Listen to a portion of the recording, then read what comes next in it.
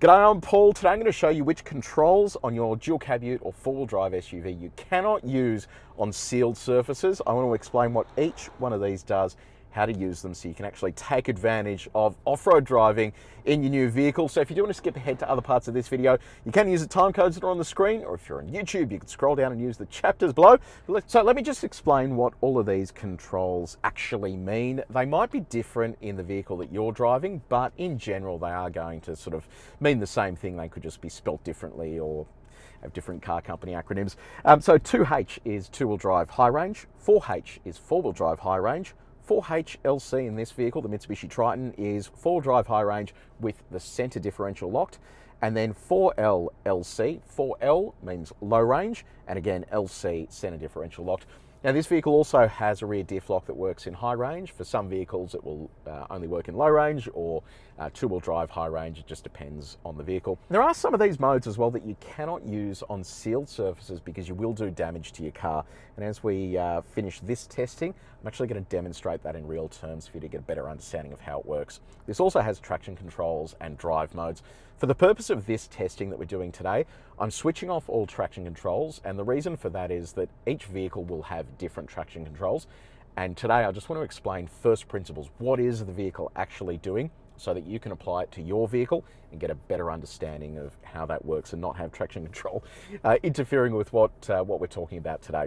And also, this testing really only applies to vehicles with switchable four-wheel drive controls. There are some cars on the market like Toyota Kluger or something like that that is a full-time four-wheel drive that isn't really designed for off-roading, or it's a part-time four-wheel drive that engages the rear axle when there's slip. This is primarily for dual cab utes. A ute, by the way, is a pickup truck or a bucky, depending on where you're from in the world, and a four-wheel drive capable SUV. They all have pretty similar controls to this.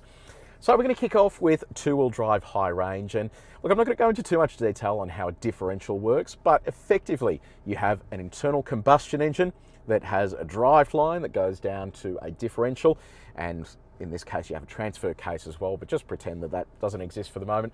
A differential is exactly that. It allows you to have a differential in wheel rotation speeds, and if you're driving in a straight line, your wheels are going to be rotating at the same speed. Second, you have steering input and you're going around a corner, you're rotating your inside wheels at a different speed to the outside wheels, and a differential allows you to do that without creating any problems. It allows the differential to still have an input torque from the front of the vehicle, and it allows the wheels to rotate without binding up a transmission if you were to have a direct drive. So where a differential doesn't work is off-road, an open differential. And an open differential suggests that you're going to be sending torque to the wheel with the least resistance. And we're about to simulate this on our hill road here. This looks like a very basic little hill. It's only 20%, but it has rollers built into it. And the rollers are really going to upset the apple cart when it comes to this being able to make it up the hill, because the rollers are going to simulate a wheel being off the ground. It is a wheel with no resistance or very little resistance, and that is simulating a situation when you're off-road and you're kicking a wheel up. The wheel is just going to spin. Torque takes the path of least resistance. If that wheel's spinning, the wheel with traction is not going to be turning with enough torque to move the vehicle forward. So that is the limitation you have on this, and that is what we're going to be simulating. So let's give this a crack. Two-wheel drive, stability control is off, traction controls are off. We are just going to be relying on the vehicle being able to achieve this on its own. So we're going to gradually approach our hill. With all this testing that we're going to do, I'm going to just use gradual throttle. And here we go. And what you'll see will happen is bang, all of a sudden we're on the roller, and that rear wheel is just going to spin freely. No matter how much throttle I input, it's going to spin freely. And we're never actually going to get anywhere because the roller is the path of least resistance. And if you do want to translate that to real life, which we'll test soon as well, but it is basically a wheel being off the ground and you trying to progress. Okie dokie, so that's two-wheel drive high range done. Now what we're going to do is engage four-wheel drive high range. In Triton, this has a system called Super Select, and Super Select allows this to run on sealed surfaces in four-wheel drive high range. This is going to increase your fuel consumption, but four-wheel drive high range is the perfect mode to be using on things like gravel or wet roads or snow. It is the mode that you want to engage because all of a sudden, instead of sending torque just to the rear axle, you're sending torque now to both the front and the rear axle. Gives you more traction to work with, and it means that you have better control over the vehicle. But it doesn't necessarily mean that you have a greater ability to climb obstacles if you still have wheels without traction. And let me demonstrate what I mean now. We're going to go onto our rollers again. We're going to have the whole driver's side with no traction. And there you go. Now in that same situation again, we're getting a front wheel rotating because we're telling the vehicle that we want to send torque to both the front and the rear axle, but I'm happy for you to have discretion on where it goes. And in this instance, again, because we want to have maneuverability of the steering when we're driving on a sealed road, which is why this works on a sealed road, it is sending torque to the wheels with the least traction. And that is going to be the front right and the rear right. And we're still not able to climb our obstacle. So this is where a rear differential lock comes in handy. Now, what is the advantage of a rear differential lock in this situation? Well, in this situation, you're effectively telling that rear axle to rotate the wheels at the same speed. The engine is then going to generate enough torque to rotate the wheel with the most traction. So it's no longer taking the path of least resistance, it is taking the path of most resistance. And when it generates enough torque to rotate the wheel with the traction, you're then going to rotate the opposite side at the same speed. And what you're going to see right now is that we're going to climb this hill as if it was, I don't know, a car park at a shopping centre and not a very challenging obstacle like this. So let's give this a shot and I'll show you how it all works. So again, constant throttle. I'm going to come onto our rollers here and watch this. We're climbing up here with no problems at all. In fact, I can come to a complete stop, roll onto the throttle, and again, we're using the fact that we have one tyre with traction on our rear axle to climb up this hill. There you go, no problems there whatsoever. So that is the big advantage there of a rear differential lock. Now I want to progress up one level to four-wheel drive high range with the center differential locked. You saw what happened when we just had four-wheel drive high range active. If you had two wheels without traction, it would still just flare up and you wouldn't really be in a good situation. But what happens if you lock your center differential? Well, here what we're doing is instructing the vehicle to send torque to the front axle and the rear axle in equal amounts. So we are basically instructing it to do a task for us. The advantage you're going to have is if you do have a rear wheel without traction and you don't have a rear differential lock active, you're going to just flare up that rear wheel and it is going to be the path of least resistance for torque. But if we are apportioning torque to the front and the rear, what the vehicle's able to do is effectively send its torque in proportion to the front axle to overcome the lack of traction on the rear axle. So now if I roll onto the throttle, you can see there that we're still getting that rear wheel rotating, but we're able to send torque to the front and that's able to pull the vehicle up. So that is a great way of getting it out of a situation like that where you have limited traction. You just flick that switch and away you go.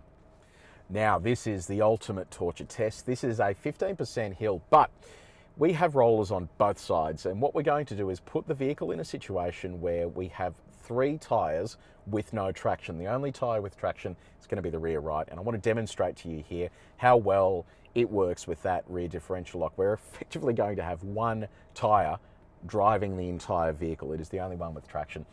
Then what we'll do is roll all four onto the rollers, and you'll see here why no manner of diff locks and all that sort of stuff is going to make a difference when you have four tyres with absolutely no traction at all. So here we go, rolling onto this. So there's the front left, the rear left, and the front right with no traction. Now going to roll onto the throttle, and that is the rear right pulling the vehicle up here. Then we get all four onto the rollers, and right now we can't go anywhere because we've effectively got all of our tyres now with no traction. And no matter which vehicle you're in, you're not going to be able to get anywhere in that scenario. So let's jump over now to an explanation of which of these modes you cannot use on a sealed surface. And finally, we're going to round things out just with a practical example of how all this stuff works in the real world. Okay, now, Let me explain to you what you can and can't do on a sealed surface, because you do run a real risk of doing damage to your drivetrain if you run some of these four-wheel drive controls on a sealed surface, because it can cause things to bind up. So show you what it looks like now when we do a U-turn in two-wheel drive. I mentioned earlier that a differential allows you to have a differential in wheel speed. So when I do a U-turn here, my rear right wheel is going to be turning slower than my rear left wheel, because that is what we're doing as we cut a turning radius, and a differential allows us to do that without any problems. So now what I'm going to do is switch it over to four-wheel drive high range. Remember, I mentioned before, this is one of the few vehicles on the road that allows you to actually drive in four-wheel drive high range on a sealed surface. So what you'll notice now as we do this is I'm able to do my U-turn. We're getting torque to the front axle and the rear axle, and it's turning perfectly freely. It has a set of differentials that are allowing it to do this. So that is a big win. Now, if you do have some of the other four-wheel drives on the market, like Isuzu MUX, for example, when you switch it to four-wheel drive high range, it's effectively doing what the Triton is doing here in 4HLC. It's locking the center differential. It is telling the vehicle that it wants torque on the front axle and the rear axle, and it wants both of those to rotate at the same speed. Now, watch what happens when we do a U-turn. We are basically telling our inside wheels to rotate at the same speed as our outside wheels. I already feel resistance when I'm doing the U-turn here, because the vehicle is effectively having to do a mini burnout on the spot. You're saying, okay, inside wheel, you need to turn the same speed as the outside wheel, so I need you to turn just a little bit more on the spot. It's easy to do here on the gravel because there's less resistance, but if you can imagine doing this on a bitumen road, you can actually send all of that torque back through the driveline, and it can cause it to bind up and give you some real damage there to the vehicle. Now, this situation is amplified even further when we start locking individual differentials on wheels. So right now, I'm going to engage the rear diff lock. Now, with the rear diff lock engaged, I'm now further instructing the vehicle to rotate the wheels on a single axle at the same speed. So that is our rear axle. Watch what happens now. I go full lock. It is really struggling right now to turn that wheel at the same speed. And we're on gravel, so this surface doesn't have a great deal of friction with the tire. So what you're seeing right now is it's basically digging into the gravel there, because it is forcing itself to turn at the same speed as the outside wheel. And that is a lot of work for the driveline. And while it's fine on surfaces like this, because there isn't a great deal of resistance there, you can imagine where it'll become a big problem if you're on bitumen and you forget to switch some of this stuff off. So my note here is, if you're driving a dual cab ute that doesn't have the ability to run in four-wheel drive high range like the Triton does, if you do switch it into four-wheel drive high range with a center differential locked, you are going to cause damage to your driveline over time. If you then further lock the rear differential on a sealed surface, you are really accelerating premature wear on those components. So you just need to be mindful of that. If you are off-road, great, use all your controls, but when you get back onto the hard top, you need to switch everything back into the road-oriented modes. So hopefully that gives you just a clear indication of why it can be bad for your driveline. Now, final mode I want to demonstrate, four-wheel drive low range. Now, this is an interesting one because a lot of people sort of misunderstand what low range actually is. If you think of a gearbox, effectively an input torque is multiplied by a gear ratio, and then you get an output torque. Well, with a low range transfer case, you've got a low range transfer case which multiplies torque. You have a rear differential which multiplies torque. You also have a gearbox which multiplies torque. So depending on the vehicle that you're in, you can get up to sort of around 60-to-1 reduction ratio when it comes to crawling. And that's a big advantage because you're multiplying the engine's torque by all of those reductions to get an output torque, and that output torque lets you climb some really steep gradients. And we've got a 40% grade here. What I'm going to do is put this into low range, so you have to be in neutral to engage the transfer case. Flick this over to four-wheel drive low range. Here in the Triton, low range activates the center differential lock as well. And what you'll find is that you're rowing through the gears really quickly. So you can see they're already in second gear, but it gives us better control over our ascent. So if I manually select first gear here and just use constant throttle, the vehicle's able to climb this ascent with an incredible amount of torque going to those wheels. And if you do have suitable tires for off-roading, it's going to mean that you're able to climb terrain like this, 40% grade, without any dramas at all. So It's a mode that you don't want to use in regular driving because you run out of steam pretty quickly, but it doesn't give you a high top speed, but it gives you a lot of torque there at a lower speed, and that is going to be very advantageous when you're driving off-road. So you've seen all the theory. Let's put this into practice now. We've got our offset Mogul here. This is effectively setting up a cross-axle scenario where we have tyres with limited traction, and it's just a good example of what you might encounter when you're off-road. So two-wheel drive, high range to start with. I mean, we can barely even get into the scenario where we're cross-axle, but there it is there. Roll onto the throttle, sort of not doing anything. So we're not really sort of getting anywhere with that. So you can see there, our unloaded tyre is just spinning away freely. We're not going to be able to get out of this in two-wheel drive high range. So that is a worked example of what we demonstrated on the rollers. Now what we'll do is try four-wheel drive high range. Okay, so same story. We will get it into a compromising situation here with a cross axle. So right about there. So now again, leaning onto the throttle. We've got the rear right, front left spinning because they are the paths of least resistance for the traction. And as you can see, we are not getting anywhere. Last thing I'm going to try here before we engage the rear diff lock is four-wheel drive high range with the center diff locked. And as a reminder, that mode is effectively forcing it to send torque to the front axle and the rear axle at the same time. It's then up to each axle to determine where it's going to send torque. And again, it's going to be the path of least resistance. So we should have a little bit more traction here, but it's not going to fix our problem. So you can see there, it's spinning a little less because it is still trying to pulse torque to these wheels with more traction, but it's not going to be enough to get us through. So watch what one button here does, which is our rear diff lock. This is basically going to ensure that that loaded rear wheel is able to pull the vehicle through this mess. So again, cross axle setup right about there.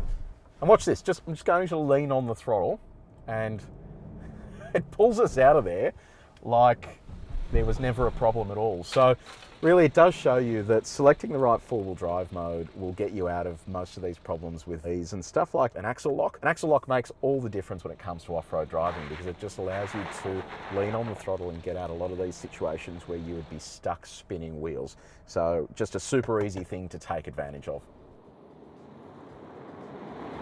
So there you go, that has been four-wheel drive controls explained. I hope you found that useful. Really, it is just a case of thinking about what you're doing before you select these and also ensuring you're not running any of these modes inappropriately on sealed surfaces. It really does make all the difference. And if you are buying a dual cab ute or an off-road capable SUV, finding one with the ability to drive in four-wheel drive high range on sealed surfaces is important. Just gives you that extra layer of flexibility if the weather turns bad or you're encountering a gravel road or something like that that isn't entirely strenuous off-road, but you still need that added bit of traction. So if you did enjoy this video, please make sure you like it, you share it with your mates, and if you haven't done so already, subscribe to our channel, press the bell icon. But until next time, take it easy.